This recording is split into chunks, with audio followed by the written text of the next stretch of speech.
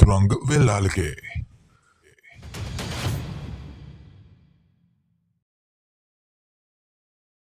අද දවසේ ඔබ සියලු දෙනාම සම්බන්ධ වෙලා ඉන්නේ අපේ iTest කියන ප්‍රෝග්‍රෑම් එකේ ඔන්ලයින් විභාග මාලාව තුල ප්‍රශ්න පත්‍රාංක 16හි පිළිතුරු සාකච්ඡාවත් සමග. එතකොට අපි මේ දක්වා ප්‍රශ්න පත්‍ර 15ක පිළිතුරු සාකච්ඡා කරලා දැනටමත් ඉවරයි. ඒ කියන්නේ කෙටි ප්‍රශ්න 150ක පිළිතුරු අපි සාකච්ඡා කරලා ඉවරයි. අද දවසේ මේ ප්‍රශ්න පත්‍රයත් සමගින් අපි කෙටි ප්‍රශ්න 160කට වමනා කරන මේ කෙටි සටහන් ටික ඒ වගේමයි සංකල්ප තේරුම් ගැනීමේ පහසුවට ඔබට ලබා දීපු ඒ charts ටික ඒ සියලු දේම අපි ප්‍රශ්න 160කට අද දවසේ ප්‍රශ්න පත්‍ර සාකච්ඡාවත් එක්ක අපි ලඟු වෙනවා. ඒ නිසා අපි අද දවසේ පළවෙනි ප්‍රශ්නයට ප්‍රවේශයක් විදිහට මම කැමති ඔබට මේ වගේ තවත් සටහනක් ලබා දෙන්න. ඔබ දන්නවා අපි මේ දක්වා කතා කරා ආර්ථික සම්පත්. ආර්ථික සම්පත්. මෙන්න මේ ආර්ථික සම්පත් අපිට පුළුවන් මූලිකවම කොටස් 4කට බෙදන්න. ආර්ථික සම්පත් මූලිකවම කොටස් 4යි.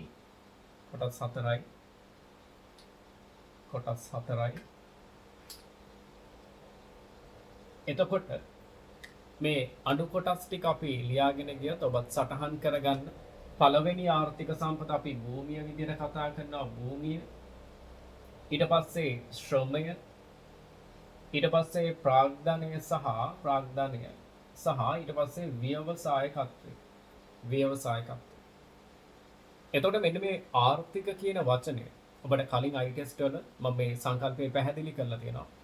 ආර්ථික කියලා කියද්දී මෙතන හැමතිස්සෙම හැංගිලා තියෙන දෙයක් තමයි හිඟකම කියන කාරණා. එතකොට එහෙනම් මේ ආර්ථික සම්පත් කියන මෙන්න මේ සම්පතුත් හිඟයි. ඒ කියන්නේ මෙන්න මේ භූමිය හිඟයි. මෙන්න මේ ශ්‍රමයේ හිඟයි, මෙන්න මේ ප්‍රාග්ධනයේ හිඟයි, මෙන්න මේ ව්‍යවසායකත්වයේ හිඟයි. ඔබ දන්නවා හිඟ නම් අනිවාර්යයෙන්ම අපිට තේරීමක් කරන්න වෙනවා. තේරීමක් කරන සෑම අවස්ථාවකදීම ඒ තප්පරේම අපිට බිහි වෙනවා ආවස්තික පිළිවෙල. එහෙනම් බලන්න අපේ පළවෙනි ප්‍රශ්නේ. ශ්‍රමය ආර්ථික සම්පතක්සේ සැලකේ. එතකොට මෙන්න මේ ආර්ථික සම්පත් තුළ ශ්‍රමය කියන සාධකය අපි ආර්ථික සම්පතක් කියන්නේ අර මූලිකම සාධකය ආර්ථික කියන වචනේ එක්ක බැඳිලා තියෙනවා. මෙන්න මේ හිඟකම කියන කාරණාව. ඒ කියන්නේ සම්පත් සැපයුම සීමා සහිතයි. එහෙනම් පළවෙනි ප්‍රශ්නයට පිළිතුර අංක 4 සැපයුම සීමා සහිත සම්පතක් වන බැවින්. සැපයුම සීමා සහිත සම්පතක් වන බැවින්. ඊට පස්සේ ප්‍රශ්නාංක 2ට එමු. බලන්න ප්‍රශ්නාංක 2. එතන කියන්නේ අනිකුත් ප්‍රාග්ධන භාණ්ඩ සමග සැසඳීමේදී ආර්ථික පොදුකාර්ය ප්‍රාග්ධන ඇති සුවිශේෂී ලක්ෂණයක් ලෙස සැලකිය හැකියි. ඔබෙන් අහන්නේ අනිකුත් මේ ප්‍රාග්ධන භාණ්ඩ, ඒ කියන්නේ මෙන්න මේ ප්‍රාග්ධනය කියන සංකල්පය තුල අපි කතා කරන අණු කොටස් කීපයක් තියෙනවා. ඒ කියන්නේ වෙනත් සංකල්පයන් කීපයක් තියෙනවා. එතකොට ඔබ දන්නවා මේ ප්‍රාග්ධනයේ අපි සංකල්ප කතා කරනවා. ප්‍රාග්ධනයේ සංකල්ප කතා කරනවා අපි 6ක්. 1යි 2යි 3යි 4යි 5යි 6යි. මොනවාද මේ සංකල්ප අපි සටහන් කරගමු. මෙතන මුලින්ම අපි භෞතික ප්‍රාග්ධනයක් ගැන කතා කරනවා. ඒ කියන්නේ මූර්ත ප්‍රාග්ධනය නැත්නම් ස්ථාවර ප්‍රාග්ධනය. ඊට පස්සේ අපි කාරක ප්‍රාග්ධනයක් කතා කරනවා නැත්නම් සංසන්න ප්‍රාග්ධනය. ඊට පස්සේ ඔන්න අපේ මාතෘකාවට අදාළ මේ ප්‍රශ්නෙට අදාළ ප්‍රාග්ධනය අපි කතා කරන පොදුකාර්ය ප්‍රාග්ධනය. ඊට පස්සේ අපි මූල්‍ය ප්‍රාග්ධනයක් කතා කරනවා. ඊට පස්සේ මානව ප්‍රාග්ධනය සහ අපි අවසානයේ කතා කරනවා සමාජ ප්‍රාග්ධනය කියන සමාජ ප්‍රාග්ධනය. එතකොට මෙන්න මේ පොදුකාර්ය ප්‍රාග්ධනය අපිට නැවත කොටස් දෙකකට බෙදන්න පුළුවන්. පොදුකාර්ය ප්‍රාග්ධනය කොටස් දෙකයි. එකක් තමයි සමාජ පොදුකාර්ය ප්‍රාග්ධනය, එකක් සමාජ පොදුකාර්ය ප්‍රාග්ධනය, අනිත් එක ආර්ථික පොදුකාර්ය ප්‍රාග්ධනය. එතකොට ඔබේ ප්‍රශ්නය යොමු වෙන්නේ මෙන්න මේ අනිකුත් ප්‍රාග්ධන භාණ්ඩ සමග සැසඳීමේදී මේ ආර්ථික පොදුකාර්ය ප්‍රාග්ධනයේ ඇති සුවිශේෂී ලක්ෂණයක් ලෙස සැලකිය හැකියි. ඔබ දැනගන්න මේ කාරණාව. අපි හැමතිස්සම මේ සමාජ පොදුකාර්ය කියලා කියන්නේ මෙතන හැමතිස්සම අර මිනිසුන්ගේ මූලික ඒ මිනිස් අවශ්‍යතාවයන් සපුරා ගන්න උවමනා කරන ප්‍රාග්ධන තොගයට තමයි අපි සමාජ පොදුකාර කියලා කියන්නේ. මිනිසුන්ගේ මූලික අවශ්‍යතා. මේ මූලික අවශ්‍යතාවයන් සපුරා ගන්න උවමනා කරන මේ ප්‍රාග්ධන තොගයට අපි සමාජ පොදුකාර කියද්දී ඒ වගේම ආර්ථික පොදුකාර කියලා කියන්නේ අර ව්‍යාපාර වලට ඕනේ කරන මේ පරිසරය නිර්මාණය කරන ඒ ප්‍රාග්ධන භාණ්ඩ වලට. මෙතන අපි කතා කරන්නේ ව්‍යාපාර පහසුවෙන් කරගෙන යාමට අවශ්‍ය කරන ඒ යටිතල පහසුකම් ටික, ඒ ප්‍රාග්ධන උපකරණ ටික තමයි අපි ආර්ථික පොදුකාරය තුල කතා කරන්නේ.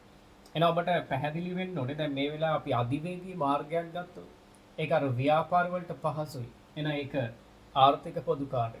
වරායක් ගත්තොත් ව්‍යාපාර වලට පහසුයි. එහෙනම් ඒක ආර්ථික පොදුකාරය.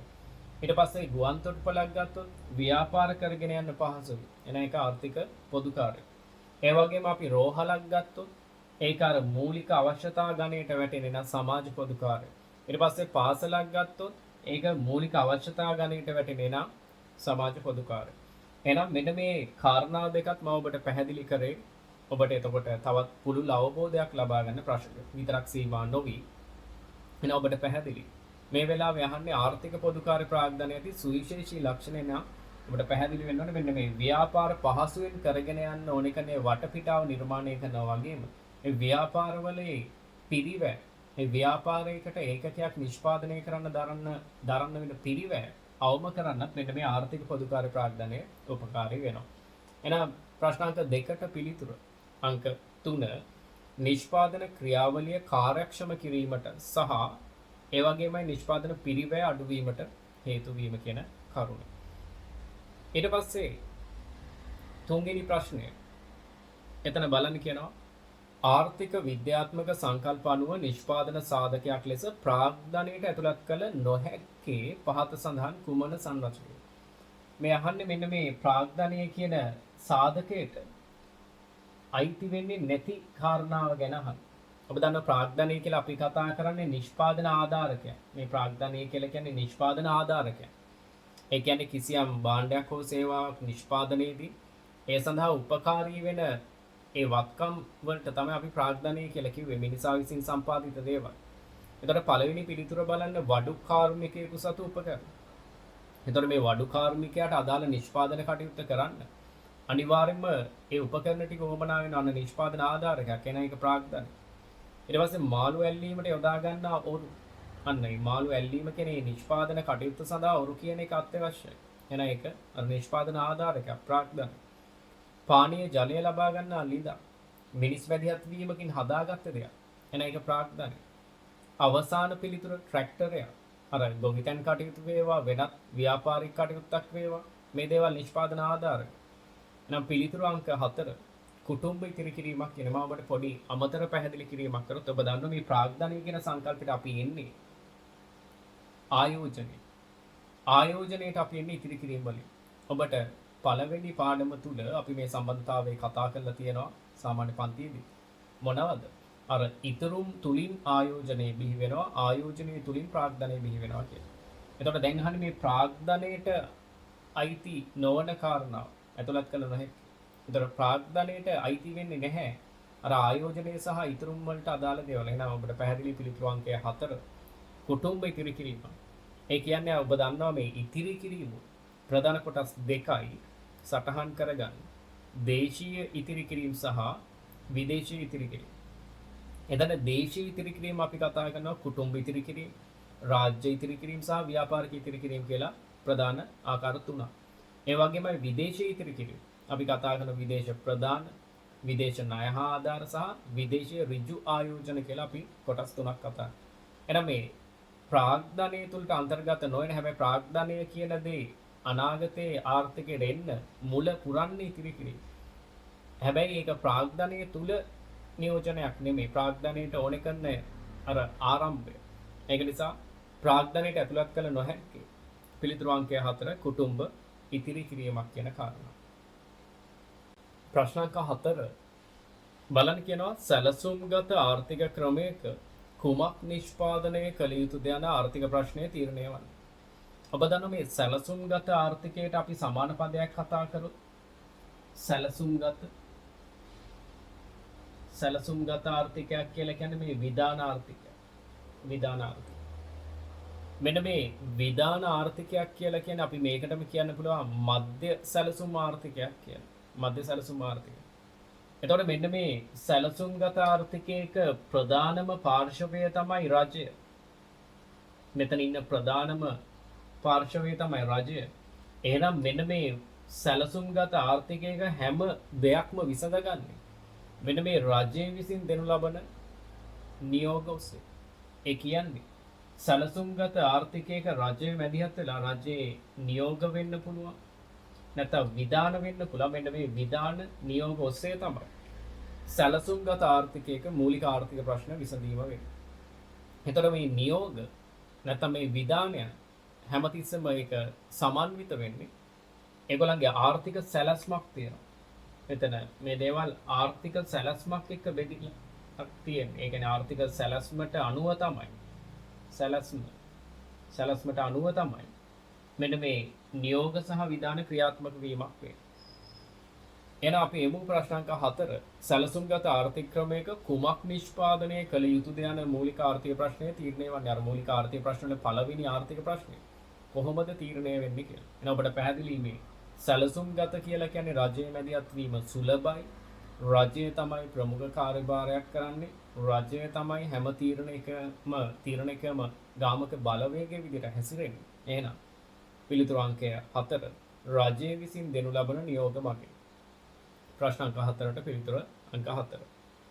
ඊට පස්සේ ප්‍රශ්න අංක 5ත් මේ සැලසුම්ගත ආර්ථිකයක් එක්ක බැඳලා තියෙන ප්‍රශ්නයක් බලන්න කියනවා. සැලසුම්ගත ආර්ථිකයක නිෂ්පාදන ආයතන වලට අපේක්ෂිත නිමැවුම් මට්ටම කරා ළඟා වීමට නොහැකි වීමට හේතු.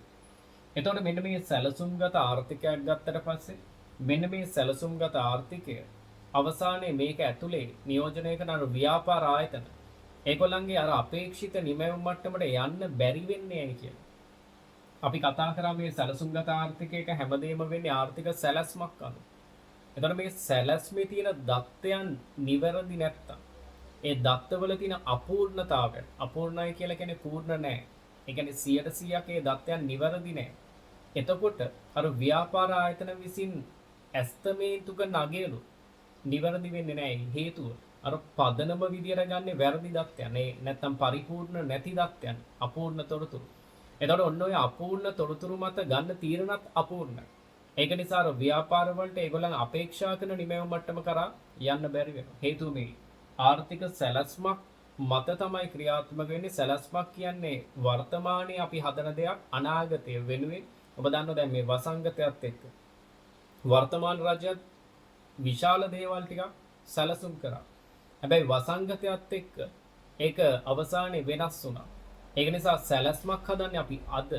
හැබැයි ඒකේ ප්‍රතිඵලෙන්නේ අනාගතේ. එතකොට මෙන්න මේ අද සහ අනාගතය අතර වෙනසක් තියෙන්න පුළුවන්. ඒ වෙනසට හේතුව තමයි තොරතුරු වල තියෙන අපූර්ණතාවය. ඒතර වර්තමාන රජයේ සැලැස්ම හදද්දී වසංගත තත්ත්වය සැලකිලිට ගත්තේ නැහැ. හේතුව ඒක අනපේක්ෂිත සිදුවීම. ඒ වගේ මෙන්න මේ රාජ්‍ය යාන්ත්‍රණය බහුලව ක්‍රියාත්මක වෙන සැලසුම්ගත ආර්ථිකයක සැලැස්මක් මත කටයුතු වෙනකොට හැමතිස්සෙම මොකක්ද වෙන්නේ? මේ සැලැස්මට ගන්න තොරතුරු අපූර්ණ වෙන්න පුළුවන්. ඒ තොරතුරු අනාගතයට යද්දී වෙනස් වෙන්න පුළුවන්. ඒ වෙනස් වීම මත අර ව්‍යාපාර ආයතන ගන්න තීන්දුව අනිවාර්යයෙන්ම වෙනස් වීම වලට භාජනය වෙනවා. ඔවුන්ගේ අපේක්ෂිත නිමැවුම් මට්ටම අනිවාර්යයෙන්ම වෙනස් වීම වලට භාජනය වෙනවා. බලන්න ප්‍රශ්නය නැවත සැලසුම්ගත ආර්ථිකයක නිෂ්පාදන ආයතන වලට අපේක්ෂිත නිමැවුම් මට්ටම කරා ළඟා වීමට නොහැකි වීමට හේතුව පිළිතුරු අංකය 4 නිෂ්පාදන ආයතන නිමැවුම් මට්ටම පිළිබඳ නිශ්චිතව කල්තිය ඇස්තමේන්තු කිරීමට අපොහොසත් වීම. ඔවුන්ගේ ඇස්තමේන්තු කල්තියා ඒ සකස් කරන ඇස්තමේන්තු නිවැරදි නැහැ. හේතුව අර පදනම් කරගන්නා තොරතුරු අපූර්ණ වීම කියන කාරණා. එහෙනම් ප්‍රශ්න අංක 5ට පිළිතුර අංක 4. ඊට පස්සේ 6 වෙනි ප්‍රශ්නයත් ඔන්න ආර්ථික පද්ධති වලින් එන්නේ. වෙළඳපොළ ආර්ථිකයක මිල සානුබල මූලාශ්‍රය ලෙස හැඳින්වෙනවා. ඔබ දන්නවා වෙළඳපොළ ආර්ථිකයක මිලෙහි කාර්යයන් 3ක් තියෙනවා. අපි කතා කරා සංඥා සානුබල සලාක. එතකොට මෙන්න මේ මිලෙහි කාර්යයන් වල මේ අහන්නේ දෙවනි කාර්ය සානුබල කියන්නේ පෙළඹවීම. ලෙස හැඳින්වෙන්නේ කොහොමද මේ පෙළඹවීම වෙන්නේ කියලා. ඔබට මෙතන පිළිතුරු වලින් ඔබට දෙවනි සහ හතරවෙනි පිළිතුරු අතර ඔබට ගැටීමක් තියෙන්නේ නැති. ඒක සාධාරණ හේතුව. ඔබගේ උසස් පෙළ ආර්ථික විද්‍යා බහුවර්ණ ප්‍රශ්න පත්‍රය තුල නිවැරදි පිළිතුරු දෙකක් තියෙන්න පුළුවන්. හැබැයි වඩා නිවැරදි පිළිතුරු එකයි තියෙන්නේ. දැන් මේ වෙලාවේ දෙවනි පිළිතුරත් හරි. පාරිභෝගිකයන්ට කවර භාණ්ඩ මිලදී ගන්නවාද යන්න මඟ පෙන්වන බැරි. එතකොට ඔබට පැහැදිලි මෙතන අර එක පාර්ශවයක් විතරයි මෙතන නියෝජනය වෙන්නේ. පාරිභෝගිකයාගේ පැත්ත විතරයි.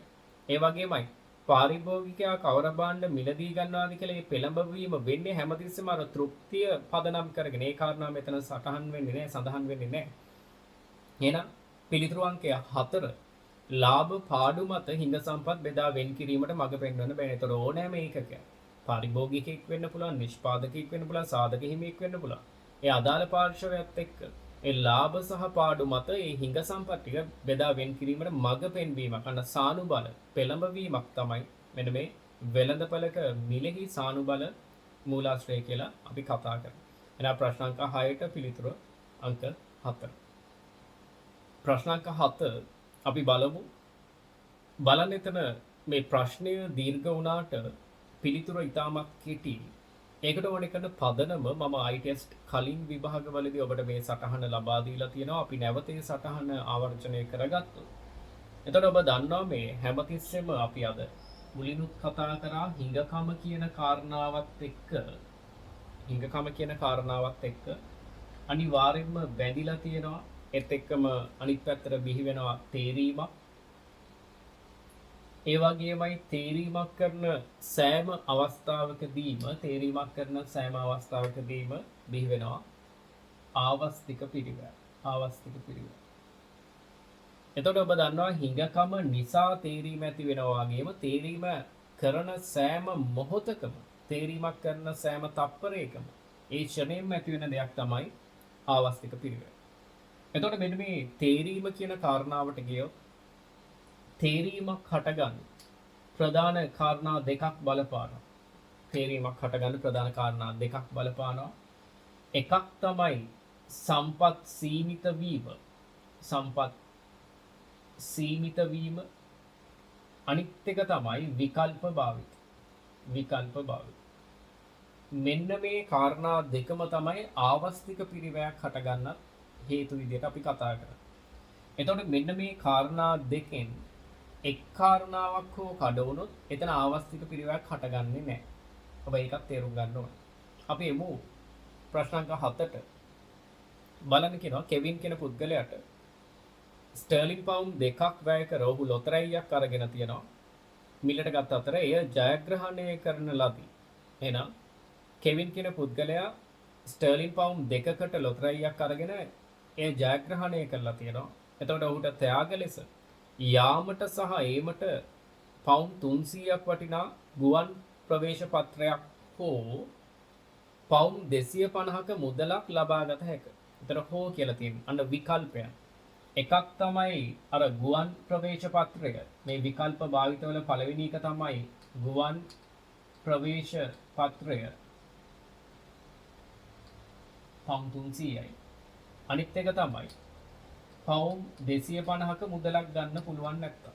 පවුන්ඩ් 250ක මුදලක් ගන්න පුළුවන්. එතකොට ඔබට පැහැදිලි මේක වටිනාකම වැඩිම පවුන්ඩ් 300. ඔහුගේ තේරීම බවට පත් වෙන්නේ මේ පවුන්ඩ් 300. ඒ තේරීම නිසා ඔහුට අතහරින්න වෙන ඊට පස්සේ තියෙන හොඳම විකල්පයේ වටිනාකමට තමයි අපි කියන්නේ මෙන්න මේ පවුන්ඩ් 250ට තමයි අපි කියන්නේ ආවස්තික පිරිවැය කියලා. එන ආවස්තික පිරිවැය බවට පත් වෙන්නේ අර පවුන්ඩ් 250. බලන්න ප්‍රශ්නේ. එහෙනම් ඔහු ගුවන් ප්‍රවේශ පත්‍රය ලබා ගැනීමට තීරණය කළහොත් ඒ තීරණය නිසා ඔහුගේ මෙම තීරණයේ ආවස්තික පිරිවැය කොපමණද කියලා අහනවා. එහෙනම් විකල්ප දෙකයි තිබ්බේ. ඒක ඉහළම වටිනාකම සහිත විකල්පයේ තීරීම නිසා ඔහුට කැප කරන්න වෙන ඊට පස්සේ තියෙන හොඳම විකල්පය කියන්නේ මේ පවුන්ඩ් 250. එනම් පිළිතුර අංක 3 පවුන්ඩ් 250යි කියන පිළිතුර. 7 වෙනි ප්‍රශ්නෙට පිළිතුර අංක 3. ඊට පස්සේ 8 වෙනි කරුණත් බලන්න. 8 වෙනි කරුණ බලන්න ඔබෙන් අහන්නේ පහත සඳහන් අවස්ථා තුනෙන් නිෂ්පාදනයේ ආවස්තික පිරිවැය ශුන්‍ය අගයක් ගත නොහැක්කේ කියලා. ඒ කියන්නේ ආවස්තික පිරිවැය බිඳුවක් වෙන්න බෑ. ඒ කියන්නේ ආවස්තික පිරිවැයක් තියෙන අවස්ථාව. ආවස්තික පිරිවැය ධන අගයක් තියෙන අවස්ථාව. පළවෙනි කරුණ බලන්න පොදුවේ විරකියා තත්වයක් කියන්නේ පොදුවේ විරකියාවක් කියලා කියන්නේ නිකම් විරකියාව නෙවෙයි පොදුවේ විරකියාව. ඒ කියන්නේ භූමියත් විරකියා තත්වයේ තියෙනවා, ශ්‍රමයත් විරකියාවෙන් පෙළෙනවා, ප්‍රාග්ධනයත් විරකියාවෙන් තියෙනවා, සහ ව්‍යවසායකත්වයත් විරකියාවෙන් තියෙනවා. මෙන්න මේ වගේ නිෂ්පාදන සාධක හතරම විරකියාවෙන් තියෙනවා නම් ඒ සාධක හතරම අරගෙන නිෂ්පාදනයක් කරා කියලා අපිට කැපකිරීමක් කරන්න වෙන්නේ නැහැ. ඒ කියන්නේ ආවස්තික පිරිවැය ශුන්‍ය. දැන් ඔබෙන් අහන්නේ ආවස්තික පිරිවැය ශුන්‍යයක් නොවන අවස්ථාව. ඒ වගේම ඔබට මම කිව්වා තේරීම වේවා ආවස්තික පිරිවැය වේවා. මෙන්න මේ තේරීම හෝ ආවස්තික පිරිවැය සඳහා සම්පත් සීමිත වීම සහ විකල්ප භාවිත පැවතීම කියන මෙන්න මේ කාරණා දෙකම එකවර පැවතිය යුතුමයි. මේ කාරණා දෙකෙන් එක් කරුණක් හෝ කඩ වෙනවා නම් ඒ තප්පරේදී ආවස්තික පිරිවැයක් ඇති වෙන්නේ නැහැ. දැන් බලන්න දෙවෙනි එක නොමිල භාණ්ඩ පැවතීම. ඒ කියන්නේ සම්පත් අසීමිතයි. නොමිල භාණ්ඩ කියන්නේ උදාහරණ ඔබ දන්න ආර්ථික නොවන සම්පත්. හිරු එළිය, වර්ෂාචලයේ ස්වභාවික වාතය. ඒතර මේ දේවල් වල සැපයුම අසීමිතයන් එක් කරුණක් අර සම්පත් සීමිත වීම කියන කරුණ කඩ වෙනවා. නෑ ඒකෙත් ආවස්තික පිරිවැය ශුන්‍යයි. ඊට පස්සේ අදාළ භාණ්ඩය යොදාගත හැක්කේ එක් භාවිතයකට පමණක් වී. එහෙනම් අර විකල්ප භාවිත කියන කාරණාව කඩ වෙනවා හේතුව එක් භාවිතයක් විතරයි. එහෙනම් මේ කරුණ කඩ වෙනවා කියන්නේ ආවස්තික පිරිවැය ඒත් ශුන්‍යයි. අවසාන පිළිතුර බලන්න පවත්නා කිසියම් සම්පතක විකල්ප භාවිත නොමැති. හරි භාණ්ඩයක් වෙන්න පුළුවන් සම්පතක් වෙන්න පුළුවන් විකල්ප භාවිත නැහැ කියන්නේ ඔන්න මේ කොන්දේසේ කඩ වෙනවා. එහෙනම් නැවත ආවස්තික පිරිවැය ශුන්‍යයි. එහෙනම් පිළිතුරු අංකය 4 බේකරි කර්මාන්තයේ පුහුණු ශ්‍රමිකයන්ගේ විරකියා තත්ත්වයක් පැවතී. එතකොට මේ බේකරි කර්මාන්තය තුල පුහුණු ශ්‍රමිකයන්ගේ විරකියාවක් කියන්නේ අර පළවෙනි පිළිතුරේ තිබේ පොදුවේ විරකියාවක් නෙමෙයි. අර භූමියත් විරකියාවෙන් තිබිලා, ශ්‍රමයත් විරකියාවෙන් පෙළිලා, ප්‍රාග්ධනයත් විරකියාවෙන් තිබිලා, ව්‍යවසායකත්වයත් විරකියාවෙන් පෙළෙන තත්ත්වයක් නෙමෙයි. මේ කියන්නේ ශ්‍රමය විතරයි විරකියාවෙන් පෙළෙන්නේ. එතකොට අන්සාධක ටික සේවා නියුක්ත වෙලා තියෙන අවස්ථාව. ඒ වගේ වෙලාවක අපිට ඒ ශ්‍රමිකයන්ට අලුතෙන් වැඩ කරන්න මැෂින් එකක් දෙනවා කියන්නේ අර වෙන කෙනෙක් වැඩ කර ඉන්න මැෂින් එකක් අපිට ඇදලා ගන්න වෙනවා. අන්න එතන කැපකිරීමක් තියෙනවා. පොදුවේ විරකියාවක් නෙමෙයි මේ ශ්‍රමයේ කියන සාධකය පමණක් තියෙන විරකියාවක්. ඒ කියන්නේ ශ්‍රමයට විතරක් ආවේනික වෙච්ච ශ්‍රමය විතරයි මේ වෙලාවේ විරකියාවෙන් පෙළෙන්නේ. ඒක නිසා මේ වෙලාවේ අපිට පැහැදිලි පිළිතුරු අංකය 4 බේකරි කර්මාන්තයේ පුහුණු ශ්‍රමිකයන්ගේ විරකියා තත්ත්වයක් පැවතීම කියන කරුණ. ඊට පස්සේ 9 වෙනි ප්‍රශ්නය බලන්න ඔබෙන් අහනවා ආවස්තික පිරිවැය සංකල්පයේ ප්‍රස්ථාරයක නිරූපණය කරනවා නම්. එතකොට ඔබ දන්නවා නිෂ්පාදන හැකියාවක් අපි කතා කරද්දී මේ පැත්තේ මම ගන්නවා පරිභෝජන භාණ්ඩ පරිභෝජන. මේ පැත්තේ ප්‍රාග්ධන භාණ්ඩ කියලා ගත්තොත් ප්‍රාග්ධන භාණ්ඩ. ඔබ දන්නවා නිෂ්පාදන හැකියා වක්‍රයක් අපි නිර්මාණය කරද්දී මේ හැකියා වක්‍රය තුලින් තමයි අපි ආවස්තික පිරිවැය පෙන්නේ. මේ නිෂ්පාදන හැකියා වක්‍රයේ හැඩයට තමයි අපි ආවස්තික පිරිවැය කියේ. මේකේ මේ පිහිටි නැත්නම් මේකේ බෑවුම. එතකොට මේකේ අවස්ථා කීපයක් කතා කරා. පළවෙනි අවස්ථාව අපි කතා කරා ස්ථාවර ආවස්තික පිරිවැය තත්ත්වය සරල රේඛීය. ඊට පස්සේ මූලයට අවතල නිෂ්පාදන හැකියා වක්‍රයක්. ඊට පස්සේ අපි කතා කරා මූලයට උත්තල නිෂ්පාදන හැකියා වක්‍රය. තොර මේ උත්තල අවස්ථාව අපිට උසස් පෙළ විෂය නිර්දේශය තුළ නැහැ. හැබැයි අපි ඒ සම්බන්ධයෙන් යම්කිසි අවබෝධයක් තිබිය යුතුයි. එහෙනම් මෙන්න මේ ආවස්තික පිරිවැය කියන මෙන්න මේ සංකල්පය ස්ථාවරයිද එන්න වැඩි වෙනවද එන්න අඩු වෙනවද මෙන්න මේ කියන කාරණා අපි නිරූපණය කරේ නිෂ්පාදන හැකියා වක්‍රයේ හැඩය හෙවත් බෑවුම නැත්නම් අනුක්‍රමණය වෙන ප්‍රශ්න අංක 9ට පිළිතුර අංක 5 නිෂ්පාදන හැකියා මයි වක්‍රයේ බෑවුමට සමාන වෙනවා. එහෙනම් අර ආවස්තික පිරිවැය සංකල්පය අපිට ඒක පෙන්වන්න තියෙන්නේ මෙන්න මේ නිෂ්පාදන හැකියා වක්‍රයේ හැඩයත් එක්ක. ඒ වගේමයි එතකොට අපි අනිත් ප්‍රශ්නට ආවොත් ඔබට පැහැදිලි දැන්. බලන්න මේ ප්‍රශ්නය තුල බලන්න එතන කියනවා ආර්ථික පසුබැසීමකදී ආර්ථික පසුබැසීමක් ඔබ දන්න මං අවස්ථා දෙකක් නිරූපණය කරනවා. ආර්ථික පසුබැසීම කියලා කියන්නේ එක්කෝ මේ A කියන ලක්ෂයේ ඉඳලා B කියන ලක්ෂයට නිමැවුම් සංයෝගය මාරු වෙනවා. නැත්නම් ඔබට පුළුවන් B කියන ලක්ෂයේ ඉඳලා C කියන ලක්ෂයට නිමැවුම් සංයෝගය මාරු කරන්න.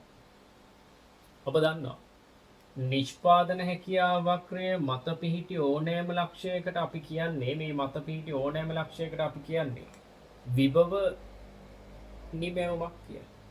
මෙතන තියෙන විභව නිමැවුම. මේ කියන ලක්ෂය කියන්නේ විභව නිමැවුම. විභව නිමැවුම. විභව නිමැවුම කියලා කියන්නේ වක්‍රයේ මත ඕනෑම අවස්ථාවක්. දැන් ආර්ථික පසුබැසීමකදී අර මත හිටියත් ඇතුළත ලක්ෂයකට යනවා. ඒ කියන්නේ දැන් සැබෑවටම නිමැවුම තියෙන්නේ ඇතුලේ ලක්ෂයක. ඔන්න B කියන්නේ සැබෑ නිමැවුම. C කියන්නේ සැබෑ නිමැවුම. ඇත්තටම ඉන්න තැන. එහෙනම් ඔබට පැහැදිලි අර ආර්ථික පසුබැසීමක් වෙනකොට මෙන්න මේ විභව නිමැවුමට වඩා A කියන ලක්ෂයට වඩා අර සැබෑ නිමැවුම අඩු වෙනවා. ඒ වෙනස අපි නිමැවුම් පරතරයක් විදිහට අනාගතේ කතා කරනවා. එතකොට මෙන්න මේ විභව නිමැවුමට වඩා සැබෑ නිමැවුම සෑම විටම අඩු වගයක් ගන්න වෙන ආර්ථික පසුබැසීමකදී පිළිතුර අංක 2 විභව නිමැවුම් මට්ටමට වඩා සැබෑ නිමැවුම් මට්ටම අඩු වේ කියන පිළිතුර. එහෙනම් ඔබට පැහැදිලි මේ කාරණා අපි මේ දක්වා ITEST ප්‍රශ්න පත්‍ර 16ක් සාකච්ඡා කරලා ඉවරයි. කෙටි ප්‍රශ්න 160ක් පිළිතුරු විවරණය ඔබට කෙටි සටහන් සමගින් ලැබිලා තියෙනවා. ඒක නිසා අපි ITEST 17 වෙනි ප්‍රශ්න පත්‍ර සාකච්ඡාවත් එක්ක මුණ ගැසීමේ බලාපොරොත්තු වෙන අපි සමුගමු. එහෙනම් ඔබ මේ කාරණා සම්බන්ධයෙන් නියම අවබෝධයක් ලබා ගන්න ඇති කියලා මම හිතනවා.